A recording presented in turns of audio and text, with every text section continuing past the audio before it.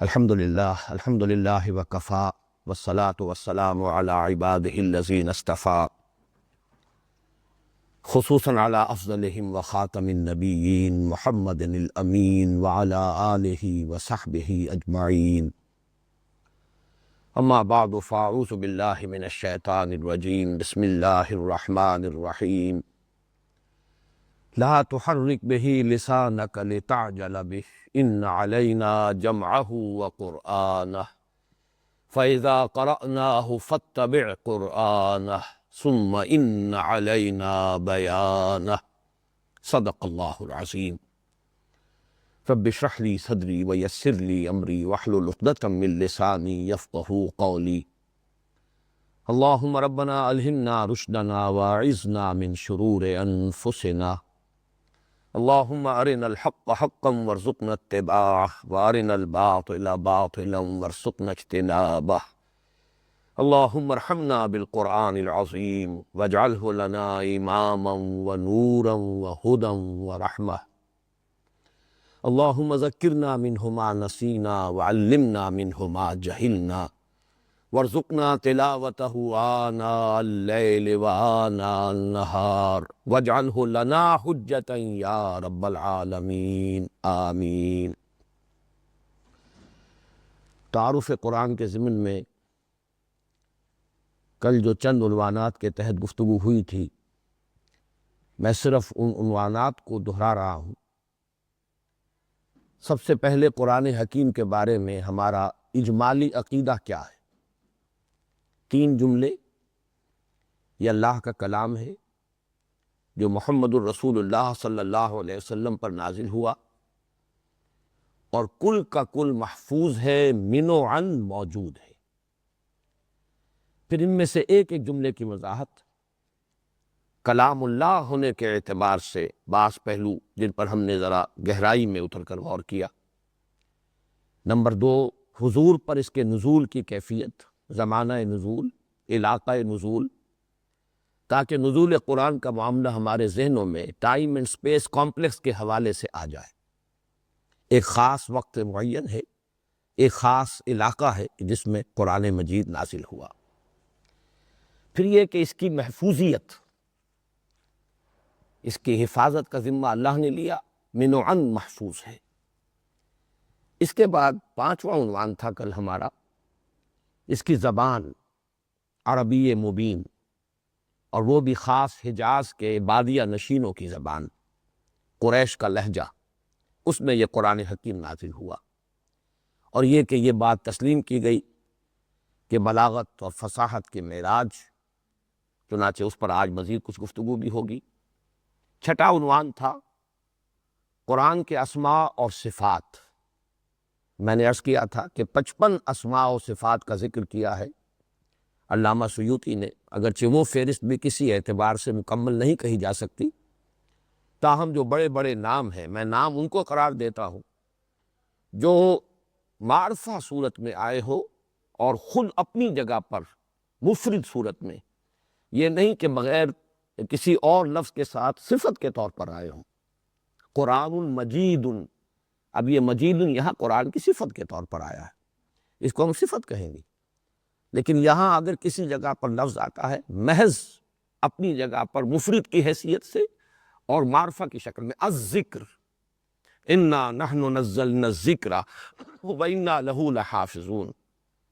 تو یہاں یہ الذکر اس کا نام ہوگا۔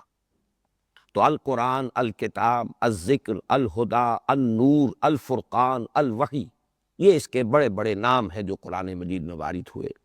صفات اس کی، میں اس وقت اس کی تفصیل میں نہیں جانا چاہتا، میں کل بیان کر چکا ہوں، صفات بہت ہیں۔ پھر یہ کہ لفظ قرآن پر ہم نے ذرا گہرائی میں اتر کر غور کیا، اس لیے کہ یہ ایکسکلوسیو نام ہے، کسی اور کے لیے یہ لفظ قرآن مجید میں نہیں آیا، کسی اور کتاب کے لیے اللہ تعالیٰ کی طرف سے پچھلی جو نازل شدہ کتابیں ہیں ان کے ضمن میں۔ پھر یہ معرفہ بھی آیا ہے اور یہ نکرہ کی شکل میں بھی آیا ہے۔ میں تفصیل سے عرض کر چکا ہوں کہ 2 رائے ہیں، ایک یہ کہ یہ اس میں جامد ہے، اس میں علم ہے، یہ کسی بھی روٹ سے مستنبت نہیں ہے، مشتق نہیں۔ ایک رائے یہ کہ نہیں، یہ مشتق ہے، لیکن اس کی روٹس کیا ہے، اس میں 2 رائے۔ قرن اس سے قرآن بنا، اور قرأ اس سے قرآن بنا۔ اس کی بھی تفصیل میں کل عرض کر چکا ہوں۔ ساتواں عنوان تھا کہ اس کا اسلوب کیا ہے۔ یہ شعر نہیں ہے، شاعری نہیں ہے جس کی سختی سے نفی کی گئی۔ ہمارا جو تصور ہے کتاب کا، وہ کتاب کا لفظ بھی اس پر اس طور سے اطلاق نہیں کیا جا سکتا۔ اس کے چیپٹرز نہیں ہے، کتاب کوئی ایک مضمون شروع ہو کر ہر ایک باب میں اس کا ایک پہلو مکمل ہو جائے، یہ صورت نہیں ہے، بلکہ ہم دیکھتے ہیں کہ صورتوں میں مضامین تکرار کے ساتھ آئے۔ مثلاً قصہ آدم و ابلیس قرآن حکیم میں 7 صورتوں میں ریپیٹ ہوا ہے، اگرچہ ہر جگہ اس کا سیاق و سباق جدا ہے، لیکن یہ کہ اس طریقے کی تکرار بھی جو ہمارا عام تصور ہے کتاب کا، اس کے ساتھ مطابقت نہیں رکھتا۔ یہ خطبہ کے اسلوب پر ہے، اور ہم کہہ سکتے ہیں کہ یہ مجموعہ خطبات الہیہ ہے۔ لہذا خطبے کے جو اوصاف ہوتے ہیں اور اس کے جو خصائص ہیں، وہ قرآن حکیم میں جتنی بھی اصناف سخن ہمارے ہاں معروف ہیں، ان میں سب سے زیادہ قرآن مجید کا سٹائل اور اسلوب جو ہے وہ خطبے سے قریب ہے۔ اب آج ہمارے جو موضوعات ہیں ان میں سے پہلا ہے قرآن حکیم کی ترکیب اور تقسیم۔ قرآن کلام مرکب ہے، بہت سی چیزوں سے مل کر کوئی شے مرکب بنتی ہے۔ پھر یہ کہ اس کی تقسیم ہے سورتوں میں، آیات میں، احزاب میں، گروپس میں۔ تو ایک نظر اب ہمیں ڈالنی ہے قرآن حکیم کی ترکیب اور اس کی تقسیم پر۔ جیسے کہ میں نے ابھی عرض کیا کہ عام تصور ہمارا کوئی کتاب ہے تو اس کے ابواب ہوتے ہیں، لیکن قرآن حکیم پر ان اصطلاحات کا اطلاق نہیں ہوتا۔ قرآن حکیم نے اپنی اصطلاحات خود وضع کی، جو دنیا میں کسی اور بھی کتاب سے متعلق اصطلاحات سے کوئی ان کی مشابہت نہیں ہے۔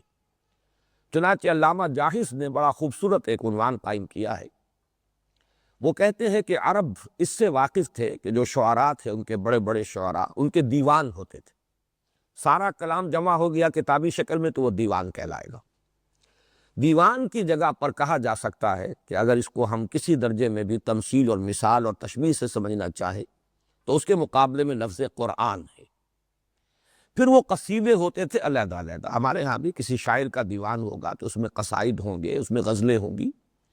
قرآن حکیم میں اس لیول پر جو لفظ ہے وہ سورت ہے، سورتوں پر مشتمل ہے اللہ تعالیٰ کا یہ کلام قرآن حکیم۔ پھر وہ قصیدے، وہ اگر کتاب کوئی نثر کی ہے تو وہ جملوں پر مشتمل ہوگی، کوئی مقالات، اور نظم کی ہے تو بیت، ابیات یا اشعار پر۔ اس کی جگہ پر قرآن مجید کی اصطلاح ہے آیات، آیت۔ یہ اصطلاحات جو ہے، اور شاعری میں ہم کہتے ہیں قافیہ،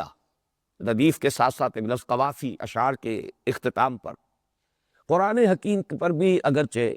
ہم عام گفتگو میں اس لفظ کا اطلاق کر دیتے ہیں کہ قرآن مجید کی آیات کے اندر بھی آخری الفاظ جو ہے ان کے اندر صوتی آہنگ ہے، تو جو کہ شعر کے اندر ہوتا ہے تو ہم اسے قافیہ کہتے ہیں، قوافی کہتے ہیں۔ یہاں انہیں فواصل کہا جاتا ہے، قافیے کا لفظ استعمال نہیں کیا جاتا کہ کسی بھی درجے میں شعر کے ساتھ جو ہے کوئی مشابہت پیدا نہ ہو جائے۔ اب میں یہ چاہتا ہوں کہ ان الفاظ کی بھی ذرا گہرائی میں اتر کر ان کی حقیقت کو سمجھ لیا جائے۔ سب سے پہلا جو قرآن مجید کی اکائی ہے جس سے قرآن مرکب ہوا ہے، اس کا جو یونٹ ہے وہ آیت ہے۔ آیت کا حقیقی مفہوم ہے نشانی۔ یہ لفظ خاص قرآن مجید نے اپنے جو بھی اس کی ابتدائی جو اکائی ہے اس کے لیے لفظ اخذ کیا، آیت، نشانی۔ کس شے کی نشانی؟ اللہ کے علم و حکمت کی نشانی۔ یہ آیت کا لفظ قرآن مجید میں بہت سے معنی میں استعمال ہوا ہے۔ آیات آفاقی، اس کائنات میں ہر طرف اللہ تعالیٰ کی نشانیاں ہیں، اس کی قدرت، اس کے علم، اس کی حکمت، اس کے علی کل شیء قدیر ہونے کی گواہی مل رہی ہے، ہر شے گواہی دے رہی ہے۔ تو گویا کہ ہر شے اللہ کی نشانی ہے۔ پھر کچھ نشانیاں ہمارے اندر ہیں، وفی انفسکم افلا تبصرون سنریہم آیاتنا فی الآفاق وفی انفسہم حتی یتبین لہم انہ الحق۔ تو ہمارے اندر بھی نشانیاں ہیں اللہ کی۔ تو آیات آفاقی، آیات انفسی۔ اور تیسرا پھر اس لفظ کا اطلاق ہوتا ہے قرآن مجید کے، اب میں لفظ جملہ نہیں کہہ سکتا، نہ اس کو ہم ورس بھی نہیں کہہ سکتے۔ انگریزی میں ہم بائبل وغیرہ کے تتبع میں کہہ دیتے ہیں جب ترجمہ کرتے ہیں ورس نمبر فلاں، لیکن حقیقت میں یہ لفظ جو کا تو رہنا چاہیے، اسے کسی دوسرے لفظ کے ساتھ ترجمہ کر کے اس کی جگہ پر کوئی لفظ نہیں آنا چاہیے، بعین ہی الفاظ عام کیے جانے چاہیے۔ قرآن کی اکائی آیت ہے، نہ وہ جملہ ہے، نہ وہ مصرع ہے، نہ وہ ورس ہے۔ بہرحال آیت جو ہے یہ تیسرا، ایک آیات آفاقی اللہ کی نشانیاں، آیات انفسی وہ بھی نشانیاں اللہ کی، اور یہ آیات قرآنیہ جو ہے یہ در حقیقت یہ بھی اللہ تعالیٰ کے حکمت بالغہ اور علم کامل کی نشانی ہے۔ یہ ہے لفظ جو کہ اس کی اکائی کے طور پر استعمال ہوا۔ پھر یہ نوٹ کیجئے کہ آیات کا جو تعین ہے وہ کسی گرامر کے اصول پر نہیں ہے، کسی بیان، کسی نحو کے اصول پر، کوئی اجتہاد اس میں انسانی جو ہے وہ داخل نہیں ہے۔ اس کے لیے ایک اصطلاح نوٹ کر لیجئے، توقیفی۔ توقیفی سے مراد ہے موقوف علیہ ہے محمد الرسول اللہ صلی اللہ علیہ وسلم کے بتانے پر۔ چنانچہ ہم دیکھتے ہیں آیات بہت طویل بھی ہے، آیت الکرسی 10 جملے اس کے اندر ہے، مکمل جملے 10، لیکن آیات ایسی بھی ہیں صرف حروف مقطعات، حامیم آیت ہو گئے، حالانکہ اس کا مفہوم ہمیں کوئی معلوم نہیں، عام زبان کے اعتبار سے اس کے کوئی معنی معین نہیں کیے جا سکتے۔ پھر یہ کہ یہ تو حروف ہے، حروف ہجا، حروف تہجی، اس کو مرکب کلام بھی نہیں کہہ سکتے، اور مرکب اس لیے نہیں ہے کہ ان کو پڑھا جاتا علیحدہ علیحدہ، اس لیے حروف مقطعات کہلاتے ہیں۔ حامیم عین سین قاف توڑ توڑ کر علیحدہ علیحدہ پڑھے جائیں گے، ان کو جمع نہیں کر سکتے۔ اسی طریقے سے الف لام میم، علم نہیں پڑھا جا سکتا اس کو، لیکن یہ بھی آیت ہے۔ پھر اس میں بھی ایک بات خاص نوٹ کیجئے کہ جہاں ایک ایک حرف آیا ہے، سورہ نون ہے، سورہ قاف ہے، سورہ صاد ہے، صاد والقرآن ذی الذکر، نون والقلم وما یسطرون، قاف والقرآن المجید، یہاں ایک حرف پر آیت نہیں بنی، لیکن دو دو حروف پر آیتیں بن گئی۔ حامیم یہ 7 جگہ پر آیا ہے اور مکمل آیت ہے، الف لام میم آیت ہے۔ البتہ یہ بھی نوٹ کرنے کی بات ہے، الف لام را 3 حروف ہے اور وہ آیت نہیں ہے۔ معلوم ہوا یہاں کوئی اصول نہیں ہے، کوئی قاعدہ نہیں ہے، کوئی اجتہاد کی بنیاد نہیں ہے، کوئی گرامر کا قاعدہ اور قانون نہیں ہے، کوئی بیان اور منطق کا قاعدہ اور قانون نہیں ہے، بلکہ یہ امور کلیتاً توقیفی ہیں کہ حضور کے بتانے سے معلوم ہو۔ البتہ چونکہ حضور سے پھر مختلف روایات ہیں، اس پہلو سے کہیں کہیں فرق ہوا ہے، چنانچہ آیات جو ہیں قرآن مجید کی ان کی تعداد متفق علیہ نہیں ہے۔ یہ تو اتفاق ہے اس پر کہ 6000 سے زائد ہیں، 6216 ہیں، 6616 ہیں، مختلف اس کی مختلف اسباب ہیں۔ ایسا بھی ہے کہ بعض صورتوں کے اندر آیات کا تعین کے اندر بھی فرق ہے، بعض جگہوں پر یہ ہو گیا، لیکن یہ سب کے سب کسی کا اپنا اجتہاد نہیں، یہ سب حضور صلی اللہ علیہ وسلم سے نقل ہونے کی بنیاد پر۔ چنانچہ آیت بسم اللہ جو 113 مرتبہ قرآن مجید میں سورتوں کے شروع میں آتی ہے، اس لیے کہ کل تعداد سورتوں کی 114 ہے، اور 114 میں سے صرف ایک سورت ہے جس سے پہلے یہ نہیں آتی ہے، آیت بسم اللہ لکھی ہوئی درج نہیں ہے سورہ توبہ سے قبل، باقی 113 مرتبہ ہے۔ اب یہ بھی فرق ہے گنتی کا کہ ہر مرتبہ اس کو اگر شمار کیا جائے تو وہ 113 تعداد بڑھ جائے گی، ہر مرتبہ شمار نہ کیا جائے تو 113 تعداد کم ہو جائے گی۔ اس اعتبار سے تعداد آیات قرآن متفق علیہ نہیں ہے، بلکہ اس میں اختلاف ہے۔ 6000 سے زائد یہ تقریباً لگ بھگ تعداد ہے۔ پھر ہم نے دیکھا جیسا کہ میں نے عرض کیا صرف حروف مقطعات پر بھی آیت ہے، پھر مرکبات ناقصہ جنہیں کہتے ہیں والعصر آیت ہو گئی، مکمل جملہ بھی آیت ہے، اور ایسی آیتیں بھی ہیں کہ جس میں 10 جملے موجود ہیں۔ اب یہ آیتیں جب گروپ ہوئی ہیں تو سورتیں وجود میں آئیں۔ سورت کا لفظ ماخوذ ہے سور سے، اور یہ لفظ قرآن مجید میں سورہ حدید میں آیا ہے فصیل کے معنی میں۔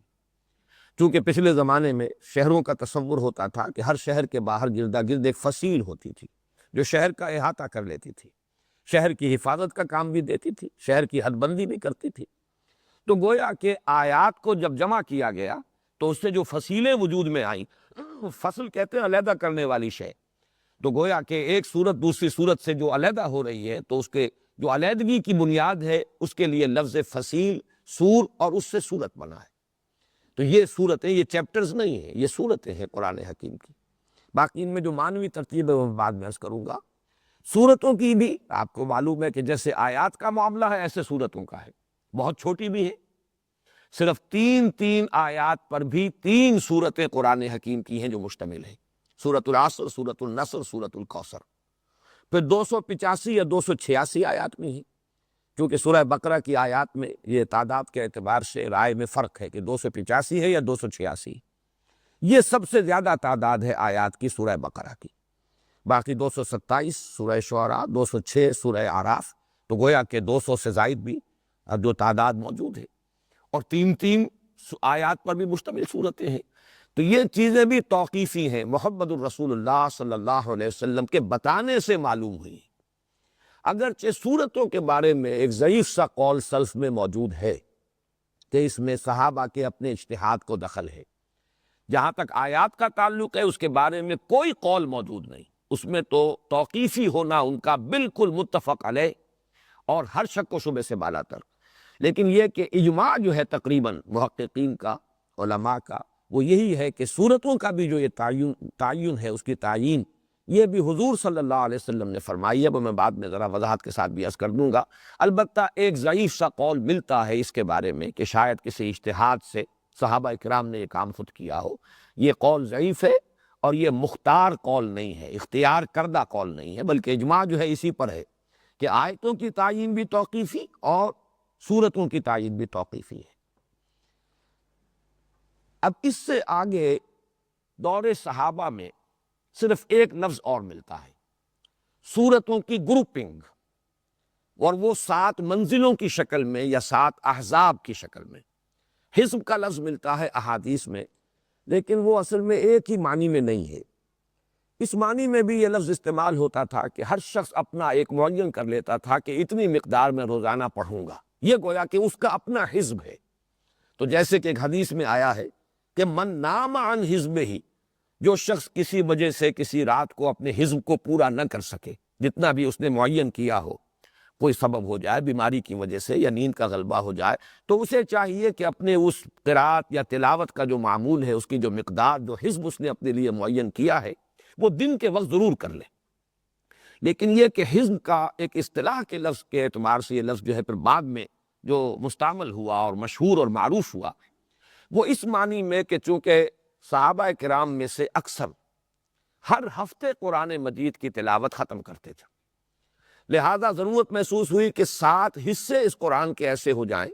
کہ ایک ایک حصہ روزانہ انسان اگر پڑھ لے تو ہر ہفتے وہ ختم قرآن کر لے، قرآن مجید کا ایک دور اس کا مکمل ہو جائے ہر ہفتے۔ اس لیے پھر سورتوں کو گروپ کیا گیا۔ یہ چونکہ اس کے لیے لفظ ہمارے ہاں آج کل جو زیادہ مستعمل ہے وہ ہے منزل، لیکن یہ کہ حزب کا لفظ جو ہے یہ احادیث وغیرہ میں روایات میں آتا ہے۔ اس میں بڑی خوبصورتی ہے، ایسا نہیں کیا گیا کہ یہ 7 حصے لازماً بالکل مساوی کیے جائیں۔ اگر ایسا ہوتا تو ظاہر بات ہے کہ صورتیں ٹوٹ جاتی، ان کی فصیلیں ٹوٹ جاتی۔ پوری صورتیں جمع کی نہیں۔ ایک حزب ہے جو 5.25 پارے کا ہے، ویسے تو یہ کہ 30 پارے اگر آپ کہیں گے تو 30 پارے کو 7 پر تقسیم کرنا ہے تو تقریباً 4.5 سے کچھ کم یہ مقدار ہونی چاہیے ایک حزب کی یا ایک منزل کی، لیکن نہیں، 5.25 پارے، 4.25 پارے۔ آخری حزب جو ہے حزب مفصل کہلاتا ہے، یا آخری منزل سورہ قاف سے شروع ہو کر سورۃ الناس تک، یہ 4.25 پارے بن جاتے ہیں۔ پہلا حزب جو ہے وہ سورہ نساء کے خاتمے پر ختم ہوتا ہے۔ 3 سورتیں جو ہے سورہ فاتحہ کے بعد اس میں شامل ہے، سورہ بقرہ، سورہ آل عمران، سورہ نساء، یہ 5.25 پارے بن جاتے ہیں۔ تو کچھ حزب چھوٹے ہیں، کچھ بڑے ہیں، لیکن یہ کہ اس کے اندر سورتوں کو پورا رکھا گیا ہے، سورتوں کی فصیلیں نہیں ٹوٹی ہیں، یہی ان کا حسن ہے۔ باقی یہ کہ معلوم ہوتا ہے کہ یہ شے کچھ اللہ تعالیٰ کی طرف سے ہے، اگرچہ اس کے بارے میں نہیں کہہ سکتا کہ یہ جو منزلوں کی تعین ہے یہ بھی توقیفی ہے یا نہیں، لیکن یہ کہ جو حسن اس میں پیدا ہوا ہے عددی اعتبار سے معلوم ہوتا ہے کہ وہ بھی اللہ تعالیٰ ہی کے حکمت کا مظہر ہو سکتا ہے کہ سورہ فاتحہ کو اگر علیحدہ رکھ دیا جائے کہ یہ تو پورے قرآن حکیم کے لیے مقدمہ یا دیباچہ ہے، تو سورہ فاتحہ کے بعد پہلا حزب یا پہلی منزل 3 سورتوں پر مشتمل ہے، سورہ بقرہ، سورہ آل عمران، سورہ نساء۔ دوسری منزل 5، تیسری منزل 7 سورتوں پر مشتمل، چوتھی منزل 9 سورتوں پر مشتمل، 5ویں منزل 11 سورتوں پر مشتمل، 6ٹھی منزل 13 سورتوں پر مشتمل، اور پھر حزب مفصل، جیسا کہ آپ کو معلوم ہے آخر میں جا کے سورتیں بہت چھوٹی بھی ہیں،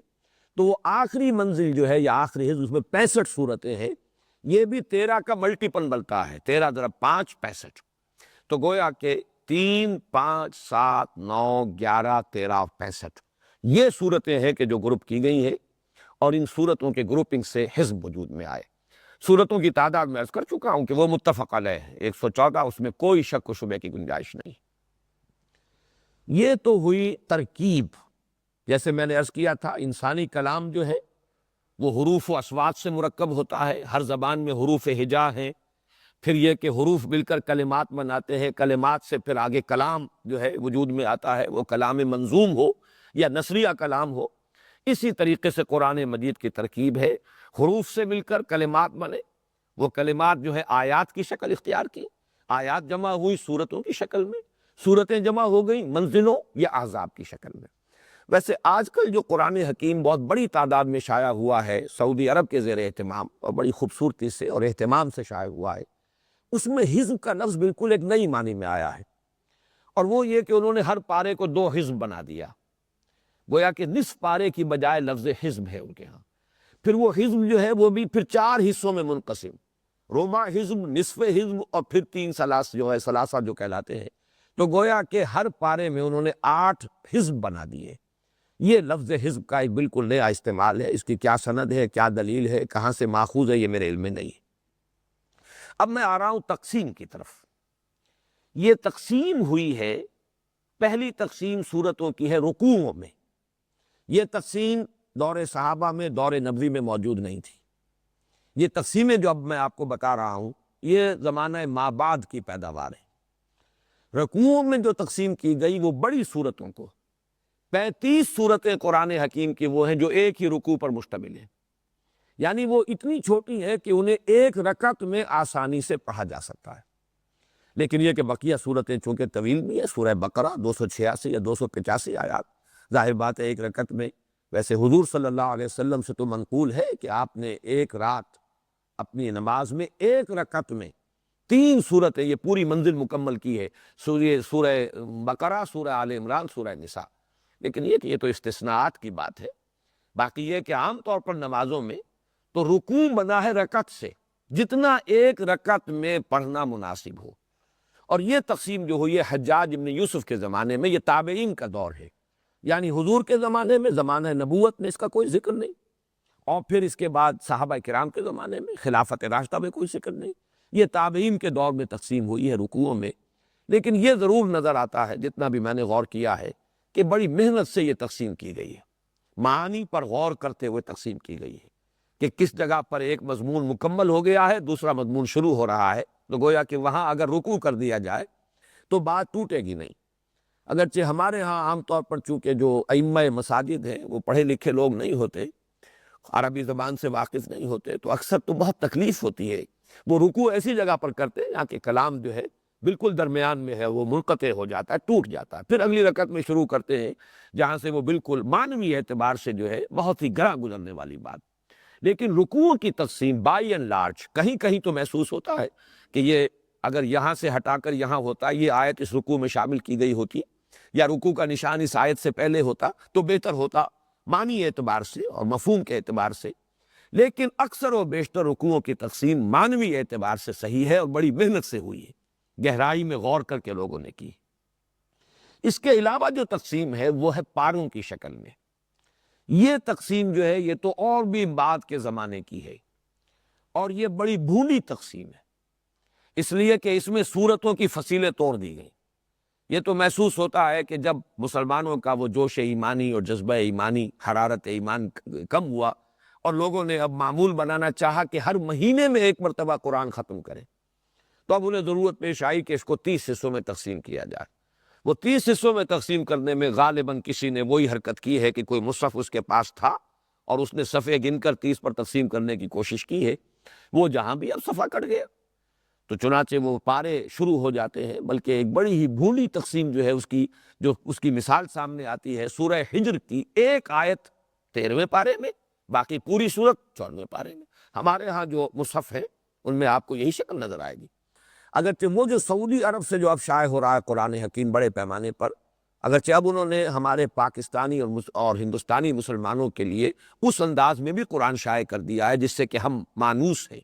لیکن جو بڑی تعداد میں انہوں نے شائع کیا تھا ابتداءً، اس میں رموز و اوقاف بھی مختلف ہیں، تو ان میں پارے انہوں نے رکھے ہیں جز، لیکن یہ کہ میں نے دیکھا کہ انہوں نے 14واں پارہ شروع کیا سورہ ہجر کی پہلی آیت سے، گویا کہ وہ تقسیم جو تھی پارے کی جو ہمارے ہاں پہلے معروف تھی، اس میں انہوں نے اجتہاد سے کام لیا ہے، اگرچہ پاروں کی تقسیم باقی رکھی۔ بعض دوسرے عرب ممالک سے جو مصحف شائع ہوتے ہیں ان میں پاروں کا ذکر ہی نہیں ہوتا، اس لیے کہ یہ کوئی متفق علیہ چیز نہیں ہے، اور یہ جیسا کہ میں نے عرض کیا زمانہ تابعین میں بھی اس کا کوئی تذکرہ نہیں ہے، یہ اس سے بہت بعد کی بات ہے۔ ہمارے ہاں تو وہ جو 3 زمانے ہیں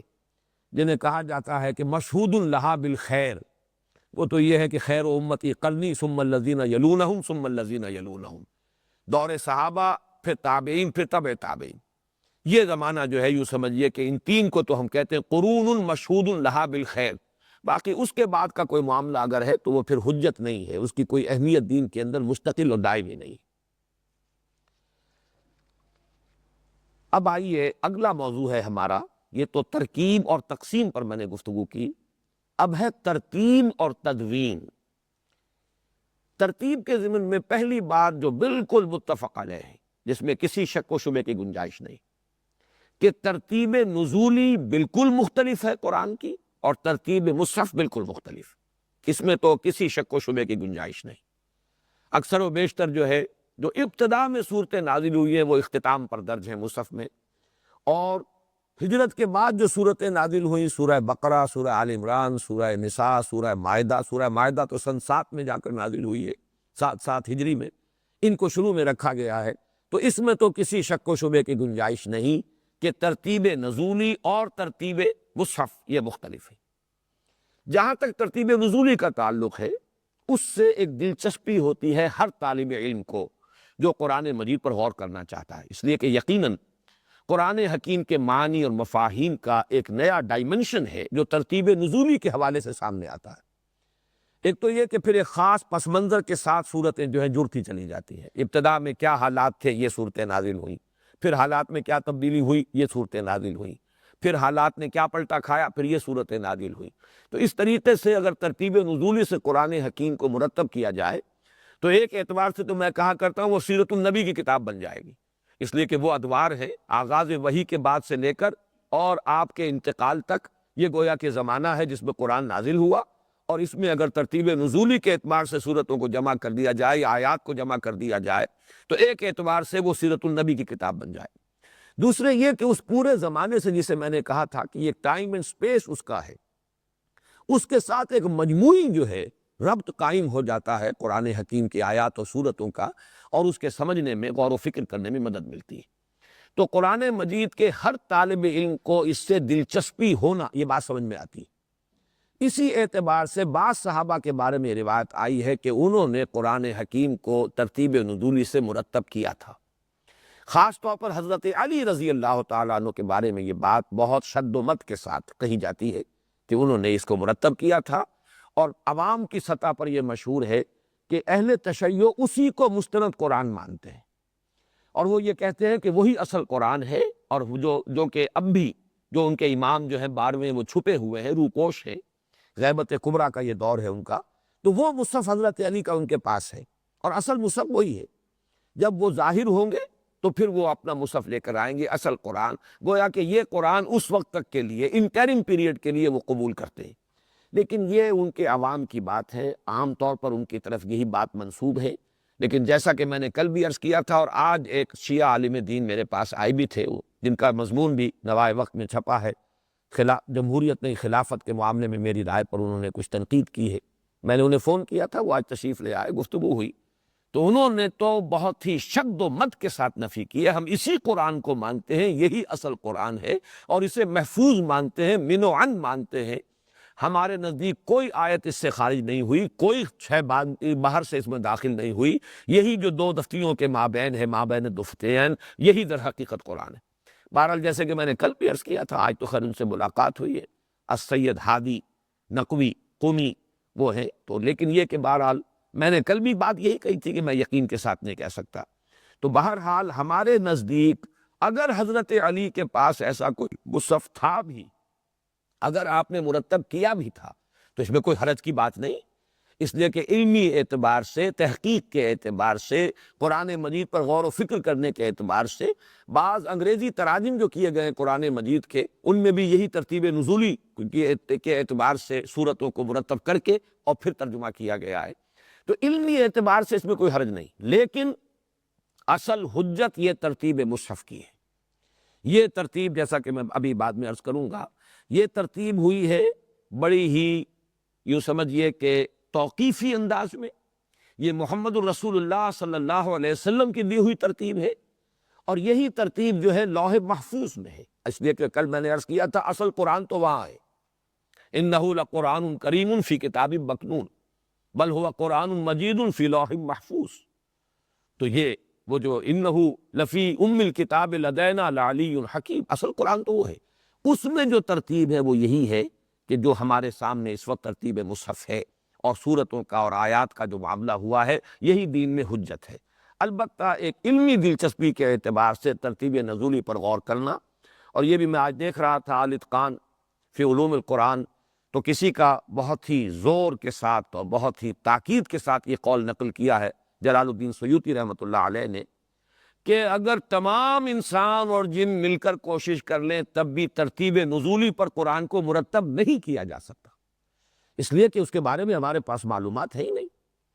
ترتیب کیا تھی نزول کی؟ آیات بھی ہیں، بہت سی صورتوں کے اندر آیات، بعد میں آیت نازل ہونے والی آیت آ گئی ہے، اور شروع میں نازل ہونے والی جو ہے وہ بعد میں آئی ہے،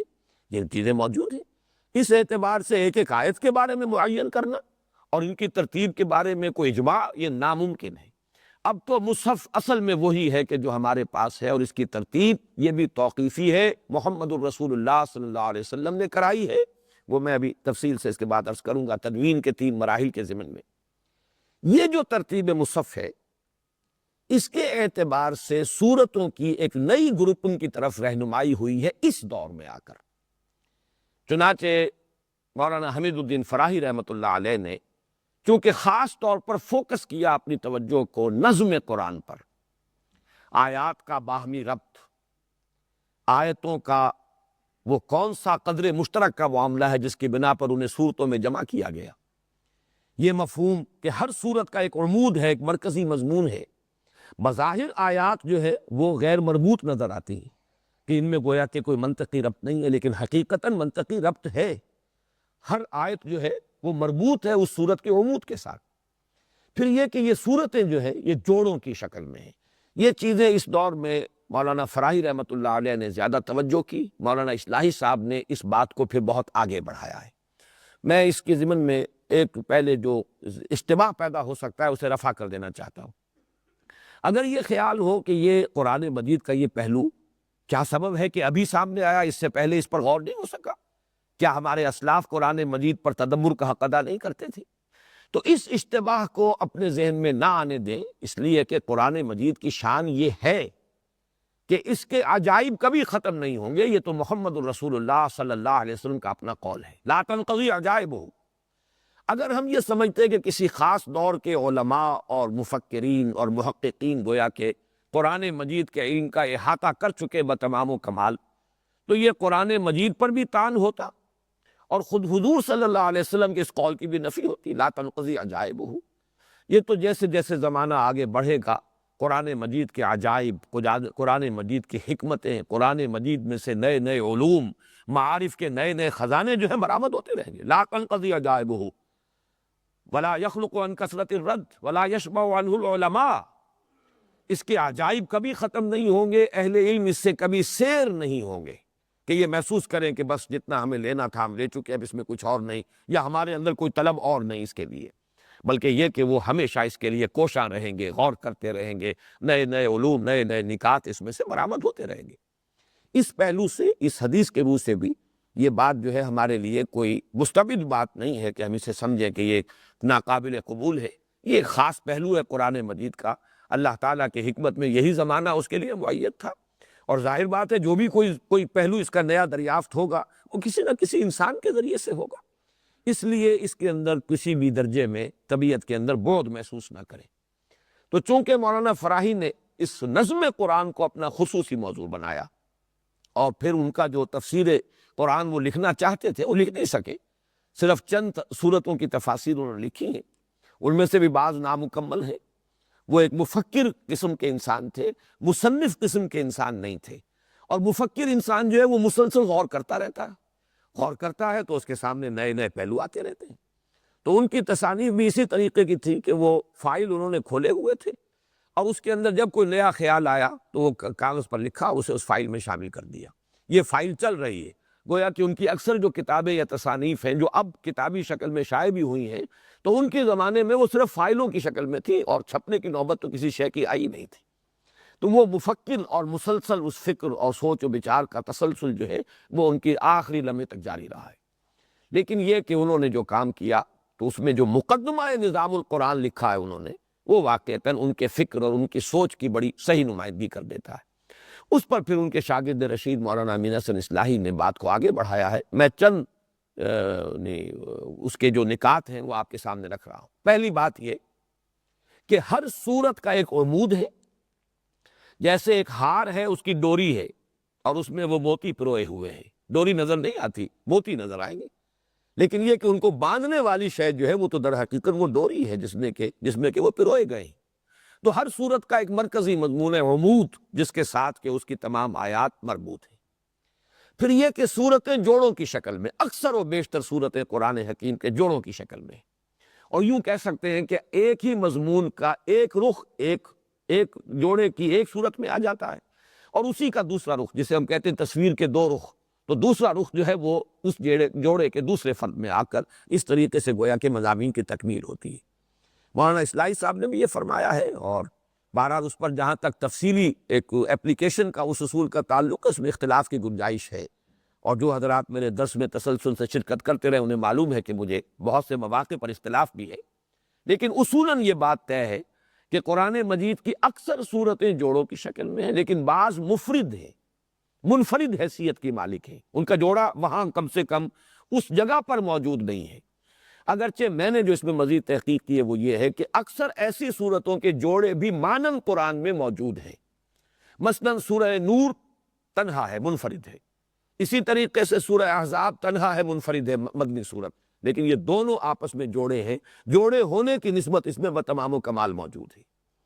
اسی طریقے سے سورہ فاتحہ منفرد ہے، ویسے وہ تو اس اعتبار سے بھی منفرد ہے کہ واقعتاً اس کا کوئی جوڑا ہونا بتمام و کمال، اس کا کوئی جوڑا بننا ممکن نہیں ہے، اپنی جگہ پر قرآن عظیم سبع من المثانی۔ لیکن مانن جو ہے سورۃ الناس کا جو میں نے درس لیا تھا ایک ہفتے قبل، تو میں نے بیان کیا تھا کہ سورۃ الناس جو ہے مانن جوڑا بنتی ہے،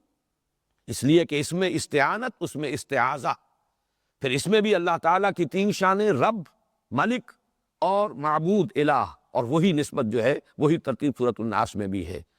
قل اعوذ برب الناس ملک الناس الہ الناس الحمد للہ رب العالمین الرحمن الرحیم مالک یوم الدین ایاک نعبد،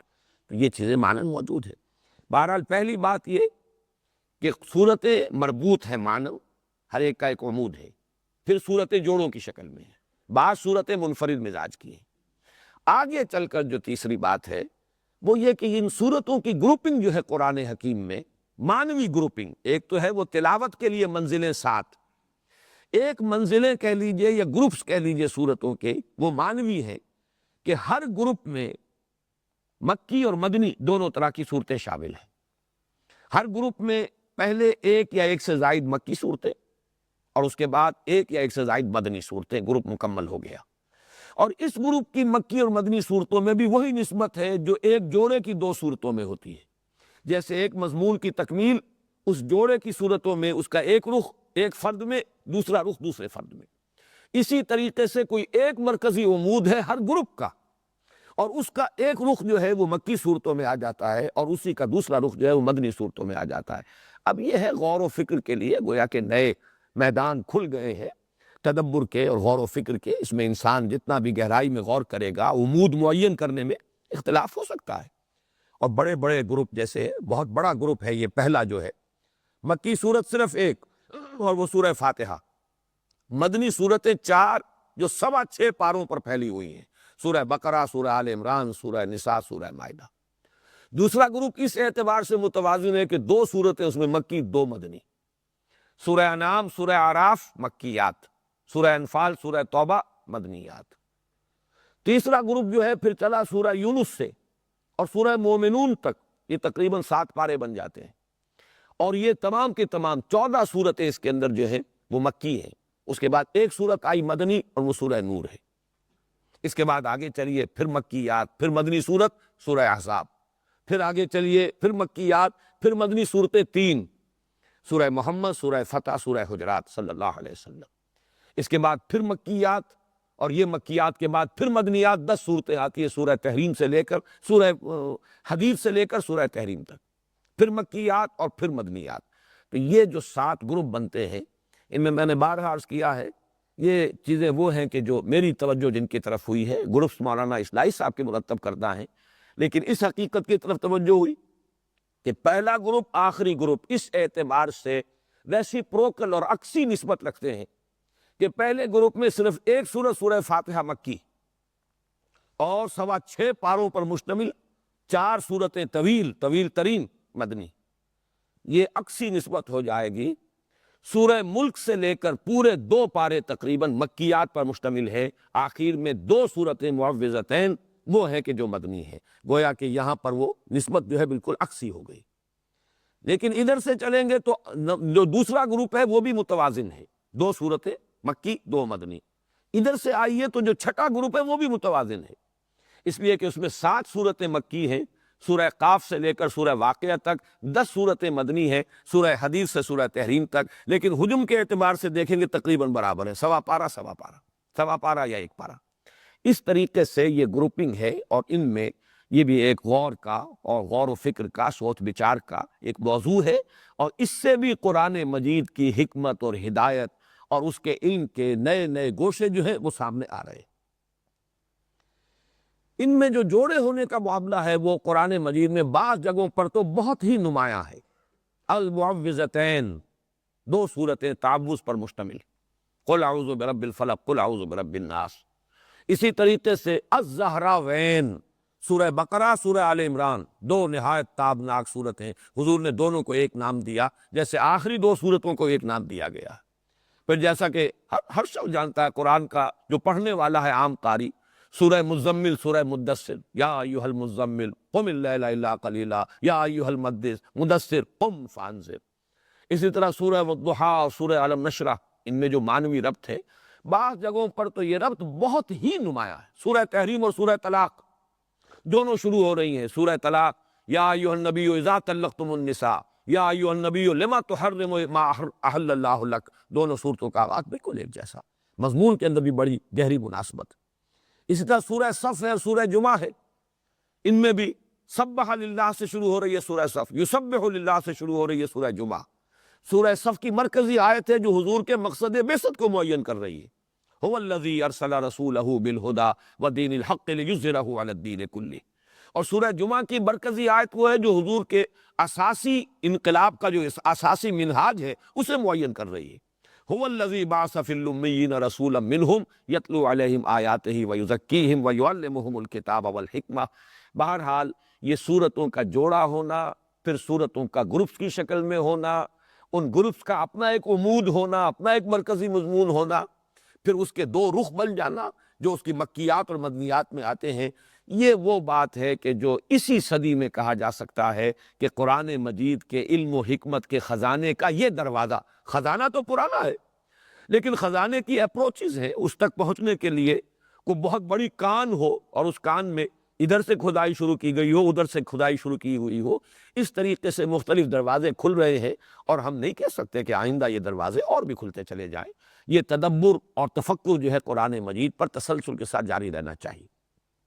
صرف یہ بات اور نوٹ کر لیجئے کہ یہ جو میں نے 7 منزلیں یا 7 حزب آپ کے سامنے بیان کیے، اور یہ 7 گروپ ہیں مکی اور مدنی صورتوں کے، 2 جگہ پر آ کر یہ مل جاتے ہیں۔ چنانچہ پہلی منزل تو ختم ہو جاتی ہے سورہ نساء پر، پہلا گروپ ختم ہوتا ہے جا کر سورہ مائدہ پر، لیکن سورہ توبہ پر جا کر دوسری منزل بھی ختم ہوئی، دوسرا گروپ بھی ختم ہوا۔ سورہ یونس سے تیسری منزل شروع ہوئی، تیسرا گروپ شروع ہوا۔ یہ وہ مقام ہے کہ جہاں آ کر یہ گروپ گروپن کی تقسیم اور یہ جو حزب اور منزل کی تقسیم ہے یہ مل جاتے ہیں۔ اسی طرح ایک مقام اور ہے، سورہ قاف سے آخری منزل بھی شروع ہو رہی ہے اور سورہ قاف سے چھٹا گروپ بھی شروع ہو رہا ہے۔ سورہ قاف جو ہے چھٹے گروپ کی پہلی مکی صورت ہے، چھٹا گروپ شروع ہوا، گروپ ختم ہو جائے گا سورہ تحریم پر اور آخری گروپ شروع ہوگا سورہ ملک سے، لیکن جو منزل ہے وہ سورہ قاف سے لے کر سورۃ الناس تک یہ ایک ہی ہے۔ یہ وہ چیزیں ہیں کہ جو معلومات کے درجے میں سامنے رہیں، ہمارے ذہن کا جو بھی پیرامیٹرز ہیں ان کے اندر کہیں رکھی رہیں، تو انسان جب غور کرتا ہے تو ان کے حوالے سے بعض اوقات حکمت کے بڑے موتی جو ہیں اس کے ہاتھ لگتے ہیں۔ اب آئیے تدوین، قرآن مجید کی تدوین کے ضمن میں بھی اگرچہ ویسے تو یہ شے بالکل واضح ہے، اظہر من الشمس ہے، تدوین جو ہے حضور صلی اللہ علیہ وسلم کی اپنی حیات طیبہ میں مکمل ہو گئی۔ جیسے کہ میں نے کل بھی عرض کیا تھا، آج بھی میں نے انہی آیات کو شروع میں تلاوت کیا، لا تحرک بہ لسانک لتعجل بہ ان علینا جمعہ وقرآنہ۔ اب دیکھیے تدوین کے لفظ سے مجھے خیال آیا، میں نے آج دیوان کا لفظ استعمال کیا تھا۔ شاعر کا دیوان ہوتا ہے جو اس کی غزلوں پر اور اس کے قصائد پر مشتمل ہے، تو قرآن مجید اللہ کا کلام ہے، اس کی تدوین ہوئی ہے، یہ بھی ایک دیوان کی شکل میں ہے، اس کو بھی جمع کیا گیا ہے۔ لیکن یہ جمع و تدوین قرآن یہ خود اپنی جگہ پر ایک بہت اہم موضوع ہے، جس کے بارے میں بعض معلومات ہمارے ذہنوں میں ہر وقت مستحضر رہنی چاہیے۔ اس لیے کہ جیسا کہ میں نے کل بھی عرض کیا تھا، ابھی تھوڑی دیر پہلے بھی عرض کیا ہے، عام طور پر جو اہل تشیع کے بارے میں ہمارے ہاں چیزیں مشہور ہیں، واللہ عالم وہ حقیقت پر مبنی ہے یا یہ مخالفین کا پروپیگنڈا ہے جو ان کے بعد علماء کا کہنا ہے، لیکن اس کی وجہ سے شبہات پیدا ہوئے ہیں لوگوں کے ذہنوں میں، اور وہ کافی بڑے حلقے کے اندر وہ پھیلے ہوئے ہیں۔ اس اعتبار سے اس تدوین کو بھی، اور جیسا کہ میں بعد میں عرض کروں گا، ہمارے ہاں بھی کچھ جو خطبے ہمارے جمعہ کے مرتب کیے گئے ہیں اور جو عام خطیب پڑھتے ہیں، ان میں وہ بھی ہوتے ہیں جنہیں خود پتہ نہیں ہوتا کہ ہم کیا پڑھ رہے ہیں، عربی زبان سے واقف نہیں ہوتے، خطبے انہوں نے رٹ لیے ہیں یا وہ خطبہ کتاب سے دیکھ کر پڑھ رہے ہوتے ہیں، اس میں ایسے الفاظ آ گئے ہیں کہ جو بہت بڑے بڑے مغالطوں کی بنیاد بن گئے۔ ہو سکتا ہے کسی دشمن اسلام نے شامل کیے ہو، کسی باطنی نے، کسی غالی قسم کے رافضی نے وہ الفاظ شامل کر دیے ہو، بظاہر وہ مدح ہو رہی ہے، تعریف ہو رہی ہے، حقیقت میں تنقیص ہو رہی ہے اور دین کی جڑ کاٹی جا رہی ہے۔ اس کی مثال بھی اسی تدوین میں آئے گی۔ تو تدوین قرآن حکیم کی 3 مراحل میں مکمل ہوئی۔ پہلی تدوین حضور کی اپنی حیات طیبہ میں ہو گئی، لیکن وہ تدوین کس شکل میں تھی؟ صورتیں معین ہو گئیں، صورتوں کی ترتیب معین ہو گئی۔ کتابی شکل میں قرآن حضور کی حیات طیبہ تک موجود نہیں تھا، لوگوں کے پاس مختلف حصوں پر لکھا ہوا قرآن تھا۔ یہ اونٹ کے شانے کی ہڈی اسکیپولا بڑی چوڑی سی ہوتی ہے، عموماً اس پر لکھتے تھے، یا کولے کی ہڈی یہ بھی چوڑی ہوتی ہے، اس کے اوپر لکھتے تھے، یا یہ ہے کہ یہ اس کی چونکہ ربز جو ہے بڑی چوڑی ہوتی ہیں، ان ربز کے اوپر لکھتے تھے۔ بہت شاذ لوگوں کے پاس کاغذ، کہاں تھا کاغذ اس زمانے میں، کپڑا البتہ زیادہ دستیاب تھا، کپڑے پر بھی لکھا جاتا تھا۔ اس طریقے سے پتھروں پر لکھتے تھے، چھوٹے چھوٹے پتھروں پر بھی آیتیں لکھ لیتے تھے۔ تو یہ لکھا ہوا جو معاملہ ہے، اور یہ نوٹ کر لینا چاہیے، قرآن کا معاملہ جو میں نے کل بھی بحث کی تھی، یہ قول ہے، انہو لقول رسول کریم، یہ لکھی ہوئی شکل میں حضور کو نہ دیا گیا، نہ حضور نے لکھی ہوئی شکل میں امت کو دیا۔ حضور کو بھی یہ پڑھایا ہے، سنقرئک فلا تنسیٰ، ہم پڑھائیں گے آپ کو پھر آپ بھولیں گے نہیں، حضور کو پڑھایا گیا۔ یہ گویا کہ قول جبرائیل اور پھر قول محمد بن کر لوگوں کے سامنے آیا ہے صلی اللہ علیہ وسلم۔ جبرائیل سے حضور نے سنا اور حضور سے صحابہ نے سنا۔ تو اصل میں تو قرآن کی بنیاد جو ہے وہ پڑھی جانے والی شے ہے، یہ لکھی جانے والی شے اصلاً نہیں تھی، لکھی گئی ہے، حضور کے زمانے میں لکھی گئی ہے،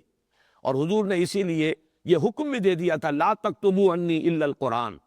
احادیث کو منع کیا تھا کہ میری باتوں کو ابھی مت لکھو، گڑبڑ ہو جائے گا کہیں، قرآن مجید ہی کو لکھو صرف۔ لیکن یہ لکھنا جو ہے اصل نہیں ہے، اصل قرآن حضور کے سینے میں جمع کیا اللہ نے، اور پھر صحابہ کے سینے میں جمع کر دیا محمد الرسول اللہ صلی اللہ علیہ وسلم نے۔ وہ منہ سے منہ کو گیا ہے،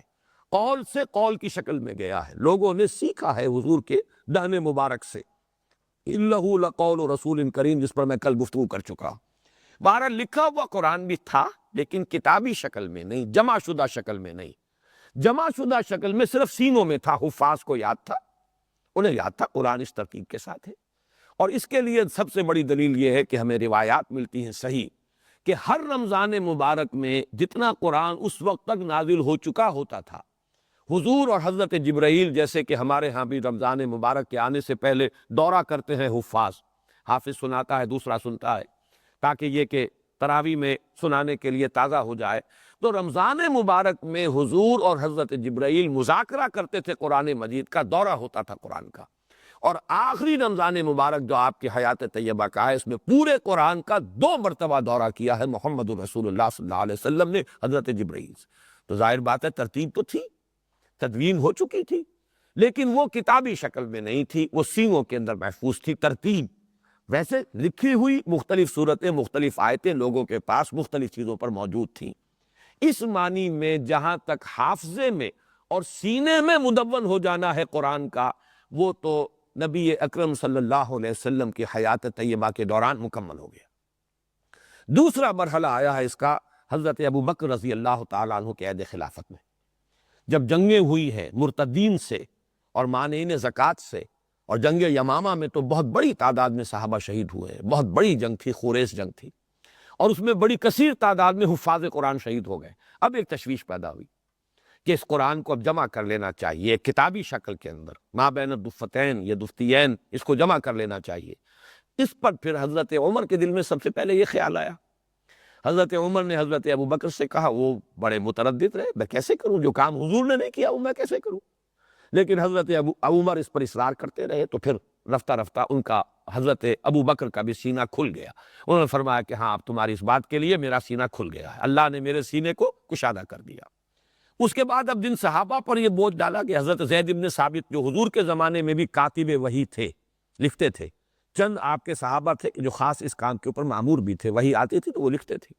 اور ان میں حضرت زید بن ثابت جو ہے بہت معروف ہے۔ جب ان سے حضرت ابوبکر نے فرمایا کہ اب تم یہ کام کرو، اور ان کے ساتھ کچھ اور صحابہ کو ایک کمیٹی کی شکل دی، تو وہ بھی پہلے بہت متردد رہے، ان کی دلیل بھی یہ تھی جو کام حضور نے نہیں کیا میں کیسے کروں، اور نمبر 2 یہ کہ یہ تو پہاڑ جیسی ذمہ داری ہے میں کیسے اٹھاؤں۔ لیکن پھر جب حضرت ابوبکر حضرت عمر رضی اللہ تعالیٰ عنہما دونوں کا اصرار ہوا تو ان کا بھی سینہ کھل گیا۔ پھر اس کو پھر اب صحابہ کرام سے جس کے پاس جو بھی لکھی ہوئی شکل میں تھیں ان سے لے کر، اور پھر یہ کہ مختلف شہادتیں اور حفاظ کی مدد سے اب اس کو ایک کتاب کی شکل میں مرتب کر لیا گیا حضرت ابوبکر کے زمانے میں۔ یہ نوٹ کر لیجئے کہ ایک کتاب کی شکل میں بھی قرآن مجید کی تدوین مکمل ہو گئی ہے، گویا کہ تقریباً حضور کے انتقال کے 2 سال کے اندر 2.25 برس تو کل ہے حضرت ابوبکر صدیق رضی اللہ تعالیٰ عنہ کے عہد خلافت کے، تو 2 سال۔ یہ چیزیں اس لیے ذہن میں رہنی چاہیے کہ کمپائلیشن آف قرآن اور اس کی تدوین کا جو معاملہ ہے، اگر یہ حقائق سامنے نہ ہو تو کچھ لوگ ذہنوں میں شکوک پیدا کر سکتے ہیں۔ چنانچہ اس کا نام مصحف رکھا گیا۔ اس میں بھی غور ہوتا رہا کہ ابھی تک اس طرح حضور کے زمانے میں تو یہ ایک کتاب کی شکل میں جلد کے مابین جمع نہیں کیا گیا ایک جلد کی صورت میں، لہذا اس کا نام کیا رکھا جائے؟ یہ مسئلہ ابھی حضرت ابوبکر کے ہاں ہی انہی کی مجلس شورا میں زیر غور آیا۔ ایک تجویز یہ آئی کہ اسے بھی انجیل کا نام دیا جائے، ایک رائے یہ دی گئی صفر، اس لیے کہ صفر کا لفظ جو ہے تورات کی کتابوں کے لیے یہ پہلے سے معروف چلا رہا تھا، اسفار، صفر ایوب ایک کتاب چلی آ رہی تھی، تو صفر کہتے ہیں کتاب کو، سین سے صفر، سواد سے صفر نہیں، سین سے صفر۔ یہ بعد میں بھی آج اس لفظ کا حوالہ آئے گا، اس لیے کہ صفر اس کا مطلب ہے روشنی دینے والی شے۔ اسفار اس کو کہتے ہیں، جو سورج جب اسفار کہتے ہیں، بعض لوگ کہتے ہیں کہ نماز فجر کی پڑھنی چاہیے جبکہ روشنی ہو جائے، اسفار میں پڑھنی چاہیے، بعض کہتے ہیں نہیں اب کہ ابھی اندھیرا ہو، بس یہ کہ ابھی اجالا زیادہ نہ ہو، اندھیرے ہی کے اندر پڑھنی چاہیے، یہ ہمارے یہاں اختلاف میں بھی یہ لفظ آتا ہے۔ لیکن یہ کہ حضرت عبداللہ ابن مسعود رضی اللہ تعالیٰ عنہ نے تجویز پیش کی کہ میرا حبشہ آنا جانا ہوتا ہے، ان کے پاس ایک کتاب ہے اور وہ اسے مصحف کہتے ہیں۔ اب یہ مصحف کا لفظ جو ہے پھر اس پر اتفاق اور اجماع ہو گیا، تو مصحف لفظ جو نام رکھا گیا ہے اس قرآن کے لیے، یہ حضرت ابوبکر رضی اللہ تعالیٰ عنہ کے عہد خلافت میں حضرت عبداللہ ابن مسعود رضی اللہ تعالیٰ عنہ کی تجویز پر اور اس پر لوگوں کا اجماع ہوا۔ یہ دوسرا مرحلہ ہے تدوین قرآن کا۔ اب اس میں ایک معاملہ چلا آ رہا تھا کہ قرآن مجید وہ حدیث بھی آتی ہے کہ 7 حروف پر نازل ہوا ہے، اس لیے کہ جیسا کہ میں نے کل عرض کیا تھا ڈائلیکٹس مختلف تھے عرب کے، زبان تو ایک تھی لیکن بونیاں مختلف تھیں، الفاظ کے لہجے مختلف تھے، تو یہ اجازت دی گئی تھی کہ سب لوگ اپنے اپنے لہجوں کے اندر قرآن پڑھ لیا کریں، سہولت رہے، ورنہ یہ کہ بڑی مشقت کی ضرورت ہے کہ سب اپنے لہجے بدلیں۔ نہ تو ابھی حضور کے زمانے میں، اور وہ زمانہ بھی وہ تھا جس میں وہ انقلابی جد و جہد جو ہے اس کا ٹیمپو اتنا تیز تھا کہ ان کاموں کے لیے تو زیادہ فرصت تھی ہی نہیں کہ اب اس کے لیے باقاعدہ ادارے قائم ہوں اور مختلف لوگوں جگہ سے لوگ آئیں، وہ اپنے لہجے کو بدلیں، قریش کے لہجے کے مطابق کریں، حجازی لہجہ اختیار کریں، تو اجازت دی گئی تھی اپنے اپنے لہجوں میں پڑھ لو۔ لہجوں میں پڑھنے کے ساتھ کچھ لفظی فرق بھی آ رہے تھے، ایک ہی شے کے لیے لفظ جو ہے مختلف زمانوں میں، تو وہ لفظ جو ہے وہ ایک دوسرے کی جگہ سبسٹیچیوٹ ہو رہے تھے۔ چنانچہ حضرت عثمان رضی اللہ تعالیٰ عنہ کے عہد خلافت تک پہنچتے پہنچتے نوبت یہ آ گئی کہ مختلف لہجوں میں اور لفظی بھی اختلاف کے ساتھ قرآن پڑھا جا رہا ہے۔ یہاں تک ہوتا تھا تلواریں نکال آتی تھی، ایک شخص پڑھ رہا ہے قرآن، دوسرے نے کہا تم نے غلط پڑھا ہے، یہ یوں نہیں ہے یوں ہے، اس نے کہا نہیں یہ یوں نہیں ہے یوں ہے جیسے میں پڑھ رہا ہوں ہے۔ اور وہ تو ایک جیسے کہ آپ کو معلوم ہے قوم، جذباتی قوم، ان کے اندر تلواریں نکل آتی تھی اسی پر۔ تو یہ جب فتنہ و فساد اور اندیشہ یہ ہوا کہ اگر اس طریقے سے یہ بات پھیل گئی تو پھر کوئی ایک ٹیکسٹ جو ہے قرآن کا جو متفق علیہ ہے وہ نہیں رہے گا امت کے پاس، اور پھر جمع کرنے والی شے جو ہے امت کو وہ تو یہی قرآن مجید ہے، تو وہ تو افتراق اور انتشار دائمی ہو جائے گا۔ اب اس کے بعد حضرت عثمان رضی اللہ تعالیٰ عنہ نے صحابہ کرام کے مشورے سے پھر طے کیا کہ اس کا ایک ٹیکسٹ تیار کیا جائے۔ اس ٹیکسٹ کے لیے لفظ رسم، رسم الخط کا لفظ ہم بولتے ہیں اپنی زبان میں، رسم الخط۔ اب وہ الف بے تے اگرچہ حروف وہی ہیں لیکن وہ کسی عربی میں لکھے جائیں گے تو اس کا رسم الخط کچھ اور ہے، اردو میں جب الف با تا لکھا جائے گا تو اس کا کچھ حروف کی شکل اور ہے، یہ رسم ہے۔ با وہی ہے، تا وہی ہے، لیکن لکھنے کے انداز میں فرق ہے۔ تو ایک ٹیکسٹ پر، ایک رسم الخط پر جمع کیا پھر حضرت عثمان رضی اللہ تعالیٰ عنہ۔ انہوں نے بھی ایک کمیٹی بنائی اور اس کمیٹی کو یہ حکم دے دیا گیا کہ تمام لہجوں کو رد کر کے جو قریش کا لہجہ ہے اس پر جو قرات ہے اس پر ٹیکسٹ تیار کرو، ایگریڈ ٹیکسٹ۔ قراتیں مختلف ہیں اب بھی، مثلا ملک کا لفظ لکھا جائے گا، لکھنے کی شکل یہ نہیں ہوگی مالک یوم الدین سورہ فاتحہ میں میم الف ما لام کاف لا اگر لکھ بنے تو پھر تو یہ مالک ہی پڑھا جائے گا، ملک نہیں پڑھا جا سکتا۔ لیکن قرات میں چونکہ ملک بھی ہے، ایک قرات یہ بھی ہے، تو لکھا جائے گا میم لام کاف۔ میم پر زبر اگر پڑا ہوا زبر ہے تو یہ ملک بن گیا، اور میم پر زبر کھڑا ہو گیا تو یہ مالک بن گیا۔ تو یہ جو ہے بہت بڑا کارنامہ ہے جو حضرت عثمان رضی اللہ تعالیٰ عنہ نے صحابہ کے مشورے سے سر انجام دیا کہ اس کا ایک رسم الخط معین ہو گیا، اور وہ مصاحف عثمان تیار کیے گئے۔ اس کے بارے میں بعض روایات میں 4 اس کی نقل تیار کی گئیں، بعض میں 5، بعض میں 7۔ ان 7 میں سے ایک مدینے میں رکھا گیا اس کا آفیشل ورشن،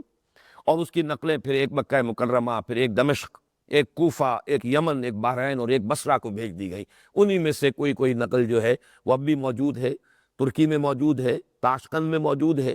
یہ وہ مصاحف عثمان ہیں جو تیار کیے گئے تھے۔ اب یہاں میں توجہ دلانا چاہتا ہوں، حضرت عثمان رضی اللہ تعالیٰ عنہ کے بارے میں ہمارے خطبات میں لفظ آ جاتا ہے جامع آیات القرآن، عثمان ابن عفان رضی اللہ تعالیٰ عنہ۔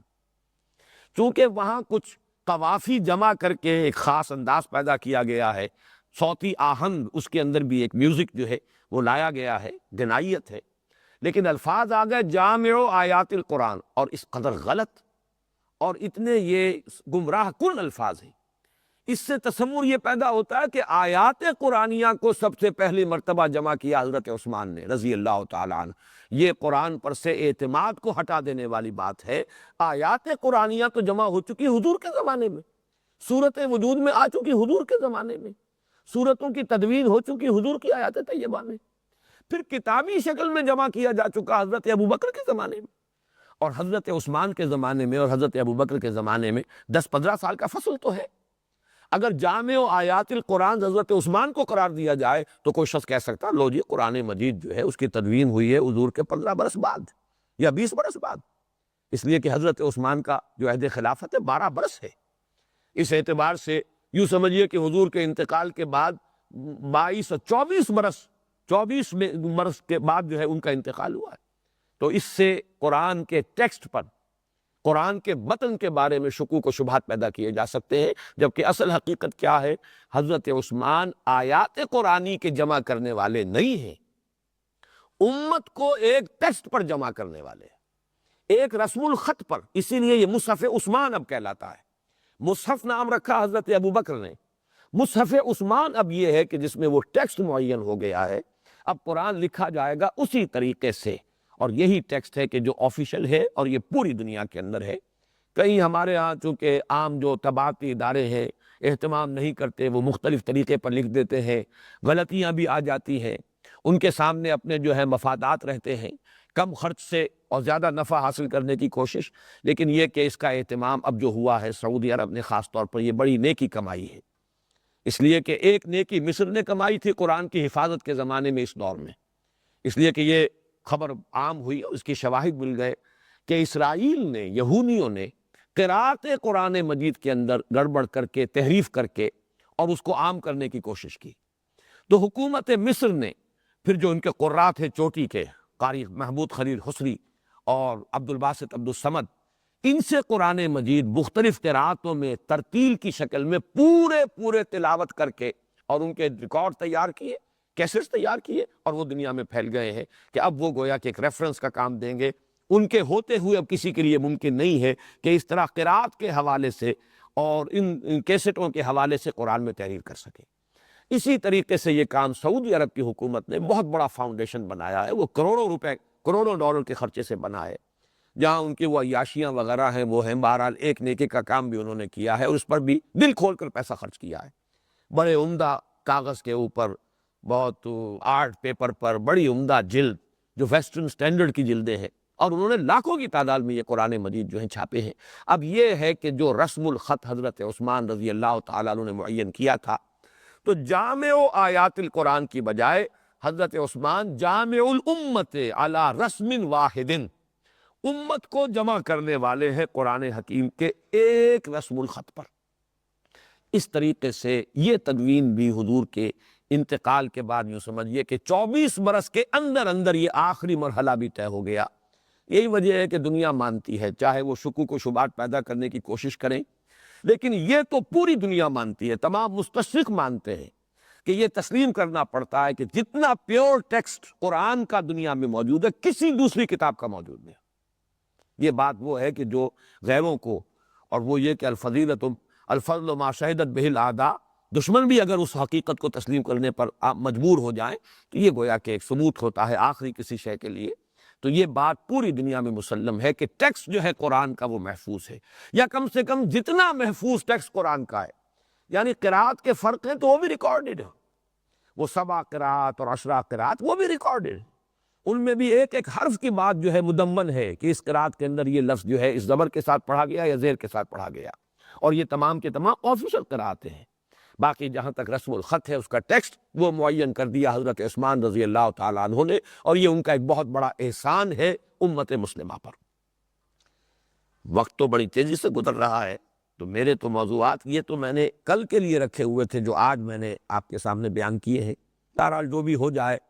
باقی یہ چیزیں جو ہیں ہمارے درس کے دوران آتی رہیں گی تدریجاً۔ میں نے اس کے لیے جو بھی اس وقت نوٹس بنا لیے ہیں، میں اس کو زیادہ طویل نہیں کرنا چاہتا، اور اگلے ہفتے سے پروگرام کے مطابق سورہ فاتحہ کا درس انشاءاللہ شروع کرنا ہے۔ لیکن اگلا جو موضوع ہے اس تعارف قرآن کے ضمن میں، وہ ہے قرآن کا موضوع۔ سبجیکٹ کیا ہے قرآن کا؟ قرآن کا موضوع ہونا چاہیے، ہر کتاب کا ایک موضوع ہے۔ قرآن کا موضوع کیا ہے؟ ایک لفظ میں قرآن کا موضوع ہے ہدایت، گائیڈنس۔ اور اس کے لیے میں چاہتا ہوں کہ ایک تو یہ کہ قرآن مجید جو اپنے آپ کو ہدن اور الہدا قرار دیتا ہے، تو چند آیات کا حوالہ تیزی کے ساتھ دے دوں۔ سورہ بقرہ ہی میں ہدن للمتقین کے الفاظ بھی آئے، شروع میں ہدن للناس کے الفاظ بھی آئے، پوری نوع انسانی کے لیے ہدایت۔ سورہ یونس میں ہدن و رحمت للمؤمنین، اسی طرح سورہ لقمان میں ہدن و رحمت للمحسنین، سورہ بقرہ سورہ نمل میں ہدن و بشرا للمؤمنین، اور سورہ آل عمران میں ہدن و موعظۃ للمتقین۔ معلوم ہوا کہ ہدن کا لفظ جو ہے قرآن حکیم کے لیے یہ کثرت کے ساتھ آیا، لیکن صرف نکرہ نہیں ہے، یہ الف لام کے ساتھ معرفہ بن کر بھی آیا ہے قرآن مجید میں، 3 مرتبہ تو اس آیت میں آیا جو حضور صلی اللہ علیہ وسلم کی بعثت کے مقصد کو معین کرنے کے لیے، جو آپ کی مقصد بعثت کی امتیازی شان ہے، اس کے بیان میں 3 مرتبہ قرآن میں آئی۔ هو الذی ارسل رسولہ بالہدی ودین الحق، بالہدی، الہدی، the guidance, the final guidance, the complete guidance, آخری ہدایت۔ بقول اقبال، نو انسان را پیام آخری، حامل او رحمت للعالمین، یہ آخری گائیڈنس ہے، مکمل ہدایت ہے۔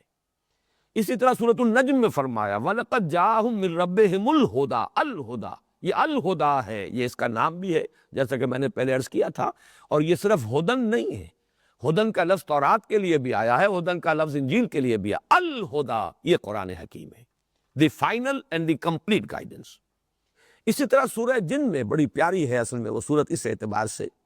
شروع ہوتی ہے اِنَّا سَمِعْنَا قُرْآنًا عَجَبًا،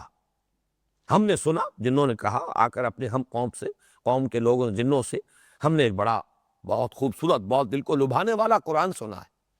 اور درمیان میں آتا ہے وَأَنَّا، اور ہم نے جب کہ لَمَّا سَمِعْنَا الْهُدَىٰ آمَنَّا بِهِ، ہم نے جب وہ الہدیٰ سنا تو ہم تو اس پر ایمان لے آئے۔ گویا کہ سورہ جن نے معین کیا القرآن یا قرآن عجباً اور الہدیٰ، یہ گویا کہ مترادف ہیں۔ اسی طریقے سے سورہ بنی اسرائیل اور سورہ کہف میں آیا وَمَا مَنَعَ النَّاسَ أَن يُؤْمِنُوا إِذْ جَاءَهُمُ الْهُدَىٰ، کیا شے ہے جو روکتی ہے لوگوں کو ایمان لانے سے جبکہ ان کے پاس الہدیٰ آ چکی۔ تو یہ الہدیٰ معرفہ کی شکل میں، اور ہدن یہ تو بہت ہی کثرت کے ساتھ قرآن مجید میں قرآن کے لیے آیا، اس کے موضوع کو معین کرنے کے لیے، اس کا سبجیکٹ میٹر کیا ہے۔ لیکن اس کے لیے میں خاص طور پر اشارہ کرنا چاہتا ہوں، اور چونکہ وہ ہمارے مسلسل درس میں جلدی آ جائے گا، سورہ بقرہ کا 4تھا رکوع وہ بڑا اہم ہے۔ اس میں علم انسانی کے لیے 2 الفاظ علیحدہ علیحدہ استعمال کیے گئے۔ ایک اس کے شروع میں ہے علم آدم الاسماء کلہا، اور یہی خلافت کی بنیاد ہے۔ جب اللہ تعالیٰ نے فرمایا کہ میں انی جاعل فی الارض خلیفہ، تو فرشتوں کی طرف سے جو ایک استفہاماً پیش کیا گیا ایک بات، انہوں نے کہا کہ کیا اس کو خلیفہ بنائے گا کہ جو اس میں خوریزی کرے گا، اتجعل فیہا من یفسد فیہا ویسفک الدماء۔ اب ان کے اشکال کو رفع کیا ہے علم آدم الاسماء کے ذریعے سے۔ یہ ہے علم جو آدم کو دیا گیا، اور خلافت ارضی جو ہے اس کی بنیاد یہی ہے۔ جو قوم اس علم کے اندر آگے ترقی کرے گی، خلافت ارضی اسی کو ملے گی۔ البتہ اسی رکوع کے آخر میں فرمایا گیا، جب حضرت آدم علیہ السلام سے جو بھی خطا ہوئی اور شیطان کے اغوا میں سے متاثر ہو کر اللہ تعالیٰ کا جو حکم تھا اس کی خلاف ورزی ہو گئی، لیکن پھر انہوں نے توبہ کی اور اللہ نے توبہ کو قبول کرنے کا بھی اعلان کر دیا۔ فَتَلَقَّىٰ آدَمُ مِن رَّبِّهِ كَلِمَاتٍ فَتَابَ عَلَيْهِ، آخری بات فرمائی کہ اب جاؤ، اب زمین کے لیے تمہیں پیدا کیا گیا، زمین کے لیے بنایا گیا، اس کی خلافت جو ہے وہ ہے تمہارا اصل مقام، جاؤ اپنا چارج سنبھالو۔ البتہ چارٹر جو ہے ہمیشہ کے لیے، فَإِمَّا يَأْتِيَنَّكُم مِّنِّي هُدًى فَمَن تَبِعَ هُدَايَ فَلَا خَوْفٌ عَلَيْهِمْ وَلَا هُمْ يَحْزَنُونَ۔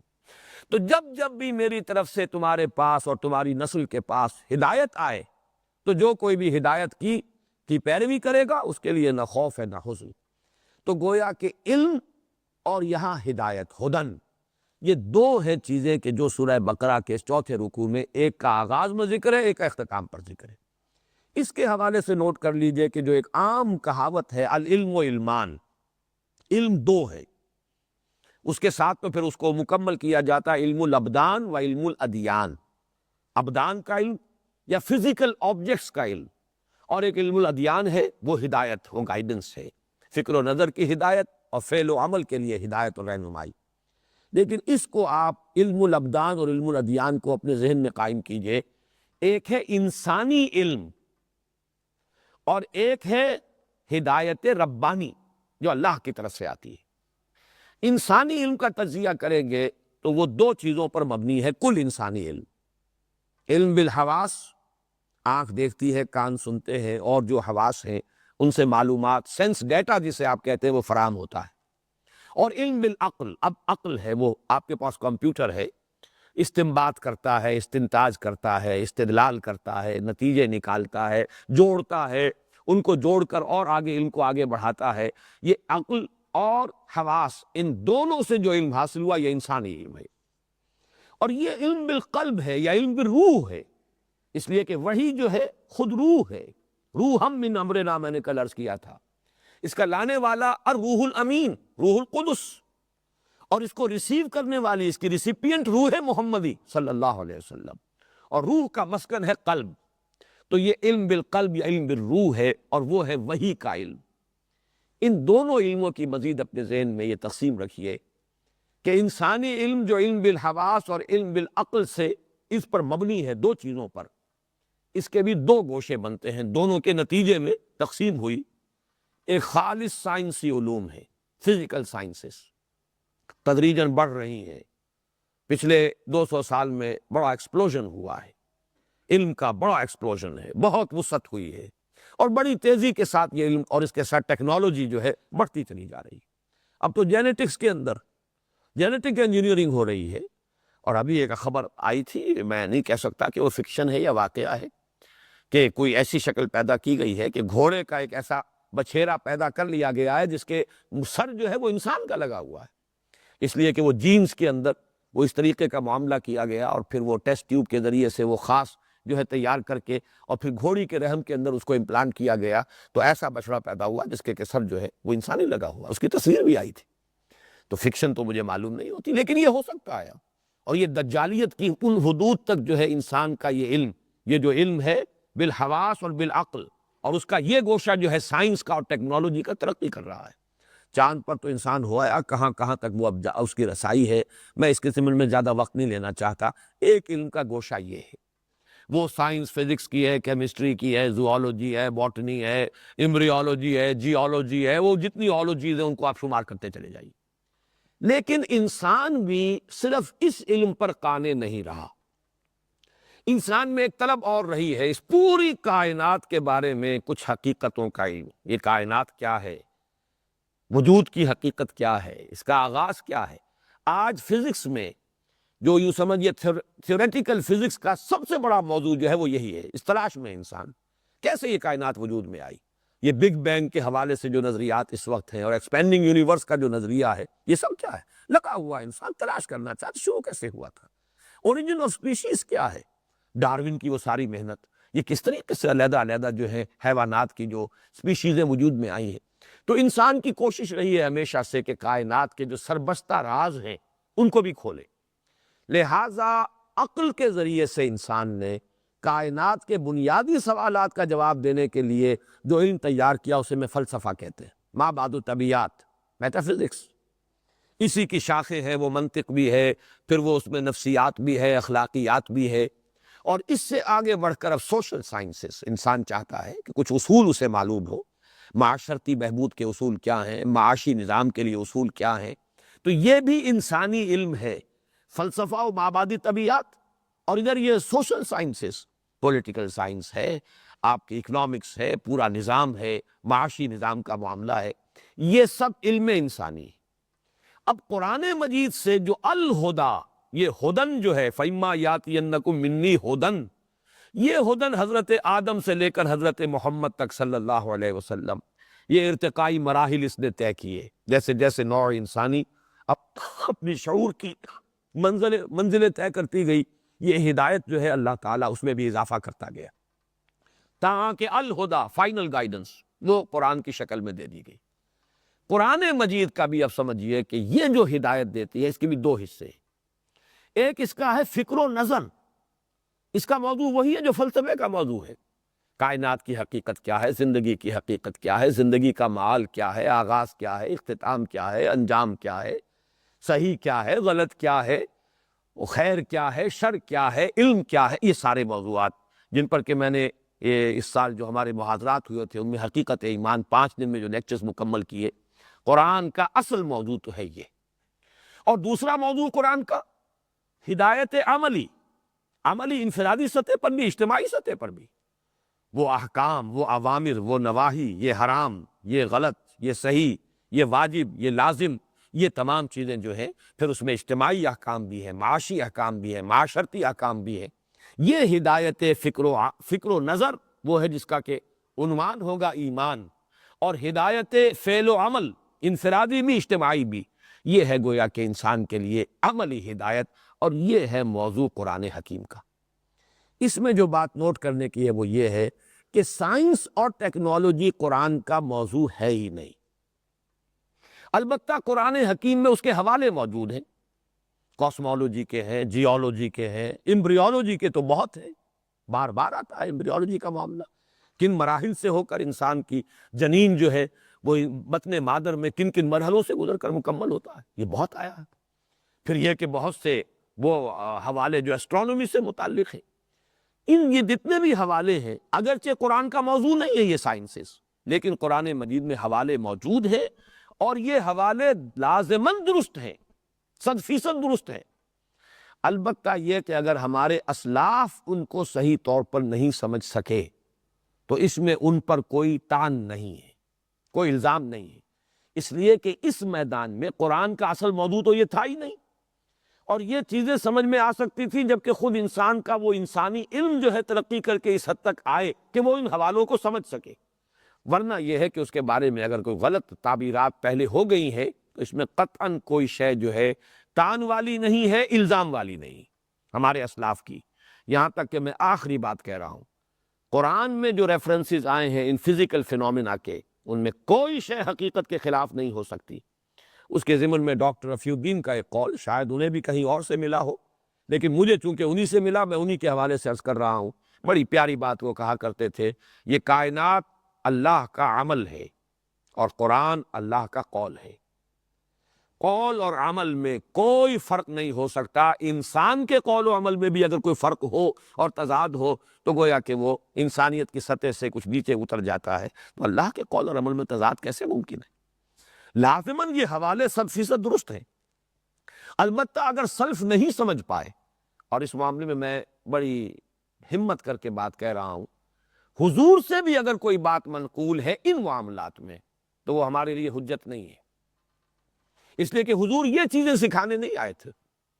اس میں میں چاہتا ہوں کہ بہت اہم واقعہ ہے تعبیر نخل کا، جس کو سامنے رکھیے۔ تعبیر نخل، کیونکہ حضور صلی اللہ علیہ وسلم مکے میں پیدا ہوئے، مکے میں رہے، تجارت آپ نے کی، تجارت کے تمام اسرار و رموز سے آپ واقف تھے، لیکن مکہ وادی غیر ذی زرع تھا، اس میں پیداوار تھی ہی نہیں، زراعت تھی ہی نہیں، لہٰذا آپ زراعت کے اصولوں سے واقف نہیں تھے۔ مدینہ تشریف لائے تو آپ نے دیکھا کہ یہاں جو انصار تھے مدینہ کے، وہ تعبیر نخل، یہ عین سے تعبیر نہیں، یہ حمزہ سے ہے، الف سے لکھا جائے گا اور الف پر حمزہ پڑے گا، تعبیر نخل سے مراد یہ ہے کہ یہ جو نر اور مادہ مختلف پودے ہوتے ہیں کھجور کے، ان کو اگر قریب لے آیا جائے، ان کے جو خوشے بنیں گے تو ان کی فرٹیلائزیشن کا امکان زیادہ ہو جاتا ہے، وہ علیحدہ علیحدہ رہیں گے، فرٹیلائزیشن جو ہے پر چاند سے پھر جو ہوگی یا نہیں ہوگی، تو وہ کرتے تھے، تجربے سے انہیں معلوم ہوا کہ ان کو قریب قریب لے آیا جائے ان پھولوں کو، تو اس سے یہ ہے کہ فرٹیلائزیشن زیادہ ہوتی ہے، فرٹیلائزیشن زیادہ ہوگی، پھل زیادہ ہوگا، جھاڑ زیادہ ہوگا پنجابی کے اصطلاح میں، وہ یہ کرتے تھے۔ حضور صلی اللہ علیہ وسلم نے آ کے دیکھا کہ یہ ان کا معمول ہے، آپ نے فرمایا آپ لوگ ایسا نہ کریں تو کیا ہے؟ گویا کہ ایک بات آپ نے فرمائی اپنے اجتہاد پر، اپنے ایک فہم کے مطابق، کہ قدرت خود اہتمام کرتی ہے۔ یہ تو ساری چیزیں جو ہے قدرت نے انسانوں کے اوپر چھوڑا نہیں ہے، یہ سارا نظام قدرت کا ہے، خودکار نظام ہے، آٹومیٹک نظام ہے، آپ لوگ اس کے اندر اس طرح سے دخل نہ دیں تو کیا ہے؟ صحابہ کے لیے حضور کا اس طرح کیجولی کہہ دینا بھی گویا کہ حکم کے درجے میں تھا، انہوں نے نہیں کیا، اور جھاڑ کم ہوا، فصل کم ہوئی۔ اب یہ بات کہی گئی حضور سے کہ حضور آپ نے یہ فرمایا تھا تو ہم نے اس مرتبہ وہ تعبیر نہیں کی اور فصل کم ہوئی ہے، تو آپ نے فرمایا دیکھو انتم اعلم بامور دنیاکم، یہ جو تمہارے دنیاوی معاملات ہیں جن کی بنیاد تجربہ ہے، اس تجربے کے معاملے میں، یہ تجربہ وہ جو ایکسپیریمنٹیشن ہے، سائنس کی بنیاد یہی ہے، سائنس بڑھتی اسی سے ہے، یہ تجربہ جو ہے اس کی بنا پر جو بھی تمہارے کچھ تم نے چیزیں سمجھی ہے، سیکھی ہے، اپنے ان چیزوں سے تم زیادہ واقف ہو، میں جو کچھ سکھانے آیا ہوں وہ مجھ سے لو۔ اس اعتبار سے یہ حدیث بہت بنیادی حدیث ہے۔ تو جب حضور صلی اللہ علیہ وسلم نے خود اپنے بارے میں یہ فرما دیا انتم عالم بامور دنیاکم، تو ہمارے لیے گویا کہ آخری درجے میں یہ سند ہے کہ سائنٹیفک فینومینا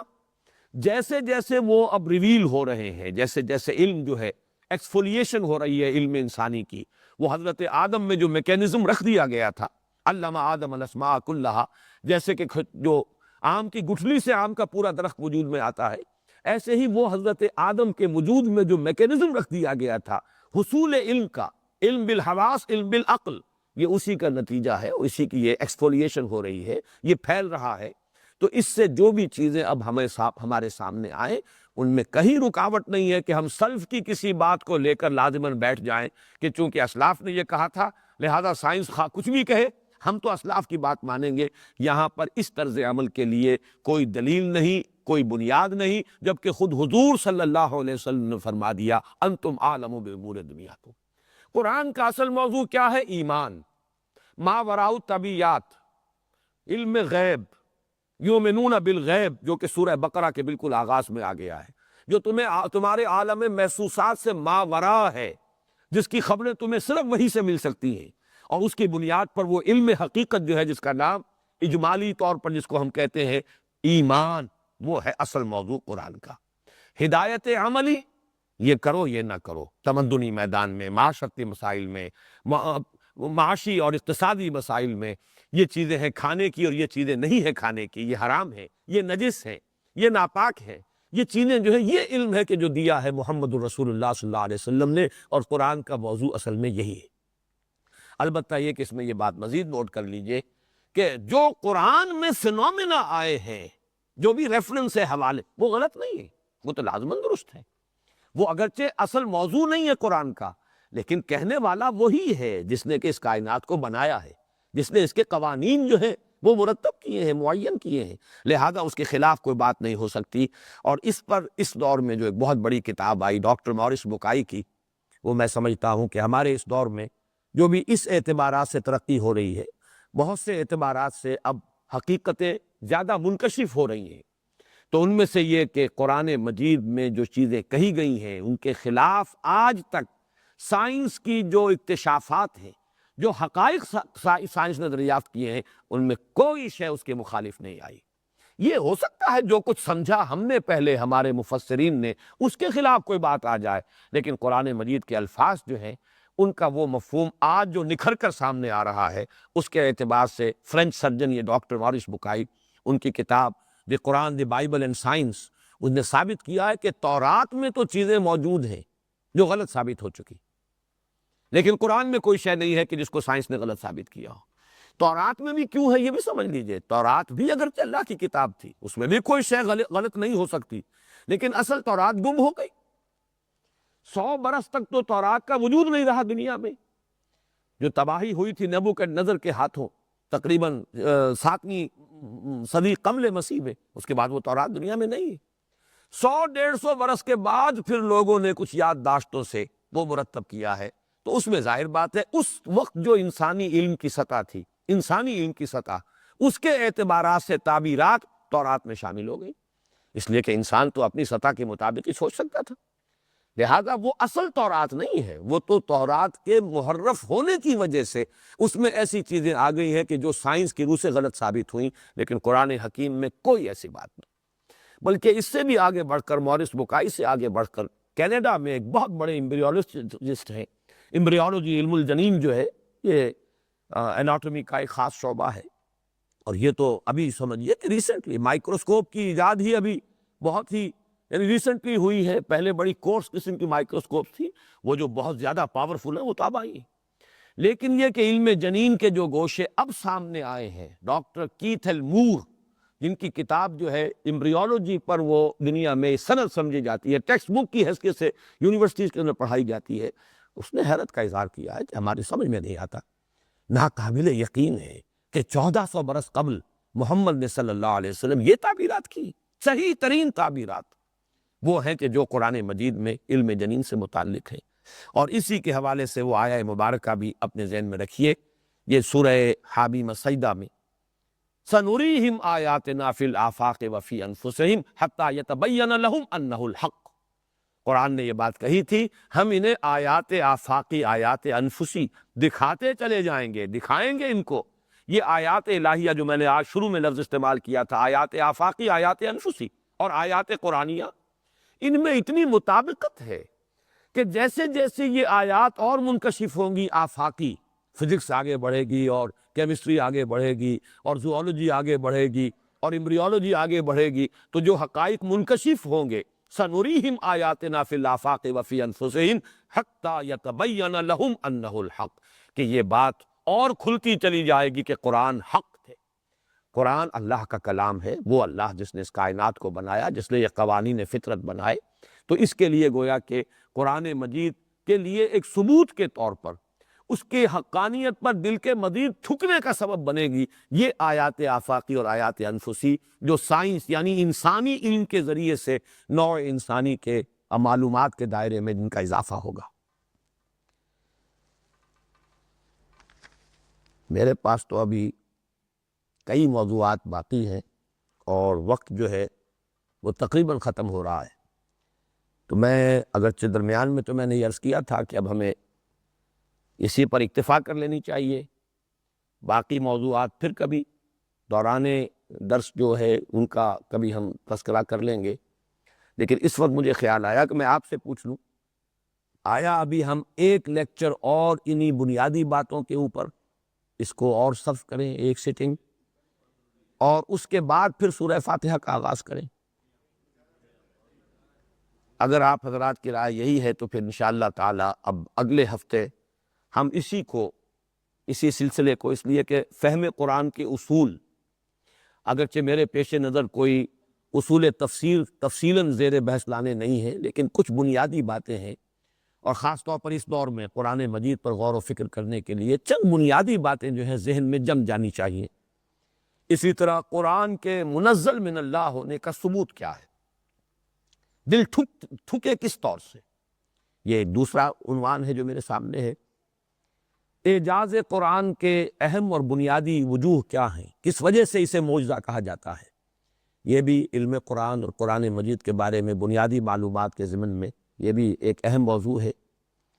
پھر یہ کہ اس کو حبل اللہ کس وجہ سے کہا گیا، کیا اس کے پہلو ہیں جن کی بنا پر یہ حبل اللہ ہے، اور آخری مسلمانوں پر قرآن مجید کے حقوق کیا ہیں، ہمارا طرز عمل قرآن کے ساتھ کیا ہونا چاہیے۔ یہ ابھی مزید عنوانات ہیں کہ جو میرے سامنے ہیں، اور میرا یہ خیال ہے کہ میں اپنی اس رائے کو بدل لوں جیسا کہ آپ حضرات نے رائے دی ہے، تو اگلے ہفتے اب ہم پہلے ان موضوعات پر اس تمہیدی گفتگو کو مکمل کر لیں گے، پھر سورہ فاتحہ کے مطالعے کی طرف آگے بڑھیں گے۔ بارک اللہ لی و لکم فی القرآن العظیم ونفعنی و ایاکم بالآیات والذکر الحکیم۔